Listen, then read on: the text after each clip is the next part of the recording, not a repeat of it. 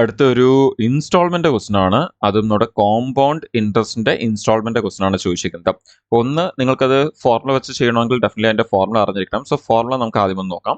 നമ്മുടെ instalment formula എന്ന് പറയുന്നത് കോമ്പൗണ്ട് ഇൻട്രസ്റ്റിലേക്ക് വരുമ്പോൾ ഇൻസ്റ്റാൾമെന്റ് ഫോർമുല എന്ന് പറയുന്നത് നമ്മുടെ ആ ടോട്ടൽ പ്രിൻസിപ്പിൾ എന്ന് പറയുന്നത് ഇൻസ്റ്റാൾമെന്റ് ബൈ ഒരു മാസത്തെ അല്ലെങ്കിൽ ഒരു തവണത്തെ instalment by 1 plus rate by 100 raise to 1 plus again installment by 1 plus rate by 100 raised to 2. അങ്ങനെ നമ്മൾ എത്ര തവണ എടുക്കണം, എത്ര ഇൻസ്റ്റാൾമെന്റ് ആണോ വരുന്നത് അത്രയും തവണ നമുക്കത് എടുക്കണം. അപ്പോൾ യൂഷ്വലി നമുക്ക് എക്സാമിൽ എപ്പോഴും 2 or 3 ഇൻസ്റ്റാൾമെന്റ്സ് ആണ് വരുന്നത്. ഇപ്പോൾ ഇവിടെ ക്വസ്റ്റ്യൻ നമുക്ക് നോക്കിയാൽ തന്നെ കാണാൻ പറ്റും. നമുക്കിവിടെ മൊത്തം 2 ഇൻസ്റ്റാൾമെന്റിനെ കുറിച്ചാണ് പറയുന്നത്. നിങ്ങൾക്ക് കാണാൻ പറ്റും the sum of ₹6,000 is to be paid back in 2 equal installments. Each installment is to be paid at the end of the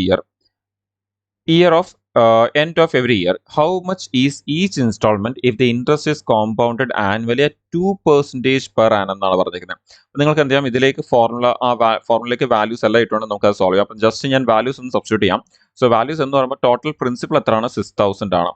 equal to നമുക്ക് അടയ്ക്കേണ്ട ഇൻസ്റ്റാൾമെന്റ് ബൈ 1 പ്ലസ് R എന്ന് പറയുന്ന 2 തന്നിട്ടുണ്ട്. So 2/100 raise to 1 plus again instalment by 1 plus 2/100 raised to 2 എന്ന് വരും. നമുക്ക് ഇത് full solve ചെയ്ത് കഴിഞ്ഞാൽ നമുക്ക് ആ ഇൻസ്റ്റാൾമെന്റ് വാല്യൂ എന്താണെന്ന് കിട്ടും. സോ അതായിരിക്കും നമ്മുടെ ആൻസർ എന്ന് പറയുന്നത്.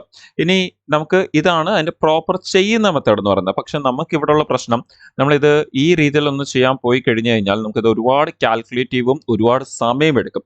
സോ എങ്ങനെ പെട്ടെന്ന് ആൻസർ മാർക്ക് ചെയ്യാം ഇനി എക്സാമിൽ എന്നുള്ളത് നമുക്ക് നോക്കാം. അപ്പോൾ നിങ്ങൾക്ക് ആർക്കെങ്കിലും അത് സോൾവ് ചെയ്ത് ആൻസർ എടുക്കുന്നുണ്ടെങ്കിൽ ഇപ്പോൾ നമ്മൾ ആ എഴുതിയേക്കുന്ന ഒന്ന് സോൾവ് ചെയ്താൽ മതി. നിങ്ങൾക്ക് അവിടെ നിന്ന് ഐയുടെ വാല്യൂ കിട്ടും. ആ ഐ എന്ന് പറയുന്നതാണ് ഇൻസ്റ്റാൾമെന്റ്. നിങ്ങൾക്ക് അത് സോൾവ് ചെയ്ത് നോക്കാവുന്നതാണ്.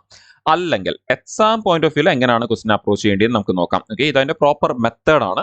എക്സാമിൽ എങ്ങനെ അപ്രോച്ച് ചെയ്യാം നിങ്ങൾ ആലോചിച്ച് നോക്കിയാൽ, മൊത്തം 6,000 രൂപയല്ലേ, മൊത്തം 6,000 രൂപയാണ് നിങ്ങൾ 2 ഇൻസ്റ്റാൾമെന്റ് ആയിട്ട് അടയ്ക്കുകയാണെങ്കിൽ അവിടെ പലിശ ഒന്നും ഇല്ലെങ്കിൽ പോലും നിങ്ങൾ എത്ര രൂപ അടയ്ക്കേണ്ടി വരും? 3,000 rupees വെച്ച് എന്തായാലും അടയ്ക്കേണ്ടി വരത്തില്ല. നിങ്ങൾ 2 തവണയായിട്ട് ആ പൈസ കൊടുക്കുകയാണെങ്കിൽ അവിടെ ഒരു പലിശയും കൊടുക്കുന്നില്ലെന്ന് തന്നെ വിചാരിച്ചു, ഒരു ഇൻട്രസ്റ്റും ഇല്ലെന്ന് വിചാരിച്ചു. ഒരു ഇൻട്രസ്റ്റ് ഇല്ലാതെ അവർ നിങ്ങൾ ചുമ്മാ 6,000 rupees 2 തവണയായിട്ട് അടച്ചാൽ മതി എന്ന് പറഞ്ഞിട്ട് പകുതി അടച്ചാൽ മതി എന്ന് പറഞ്ഞ് തരുവാണെങ്കിൽ മിനിമം എത്ര അടയ്ക്കണം? 3,000 അടയ്ക്കണ്ടേ? അങ്ങനെയാണെങ്കിൽ നോക്കിയൊക്കെ അവിടെ 2,000 റേഞ്ചിൽ ഒരു ഓപ്ഷൻ കൊടുത്തിട്ടുണ്ടായിരുന്നു എക്സാമ്പിൾ. അത് ആ 2 ഓപ്ഷൻസും ആൻസർ വരത്തില്ല. സോ അത് തന്നെ 2 ഓപ്ഷൻസ് എലിമിനേറ്റ് ആവും. ഇനി നമുക്ക് അവിടെ 2 ആൻസർ 3,000 റേഞ്ചിലുണ്ട്. അപ്പോൾ ആൻസർ നമുക്ക് 3,000 റേഞ്ചിലാണ് വരാൻ പോകുന്നത് എന്നുള്ളത് നമുക്ക് അവിടെ ഓപ്ഷൻ നോക്കുമ്പോൾ അറിയാൻ പറ്റുന്നുണ്ട്. പിന്നെ ഇവിടെ നിന്ന് നമുക്ക് ഓൾമോസ്റ്റ് മനസ്സിലാവുന്നുണ്ട്. പക്ഷേ ഇനിയും ആ 2 ഓപ്ഷനിൽ റൈറ്റ് ആൻസർ ഏതാന്ന് നോക്കണം. സോ അതും അഗെയിൻ വളരെ ഈസിയാണ്. നമുക്ക് അവിടെ തന്നേക്കുന്ന റേറ്റിന്റെ പെർസെൻറ്റേജ് നോക്കിയിട്ട് വെറും 2% ആണ് തന്നേക്കുന്നത്. നമുക്ക് ഈ 3,000 rupees നമ്മൾ ചുമ്മാ ഒരു റഫായിട്ട് എടുക്കുകയാണെങ്കിൽ പോലും നമ്മൾ ഈ ഒരു 6,000 rupeesന്റെ 2% എന്നൊരു ആംഗിളിൽ പലിശ എടുത്താൽ പോലും 6,000ന്റെ 1% എത്ര വരും? 60 വരും. 2% എന്ന് പറയുമ്പോഴത്തെ എത്ര വരും?